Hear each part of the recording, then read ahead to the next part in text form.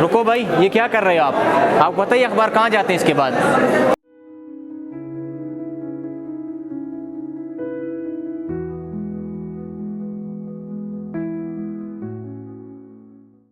कभी मैंने सोचा ही नहीं। अगर आप इसकी जगह ये वाइट पेपर इस्तेमाल करें ज़्यादा बेहतर होगा।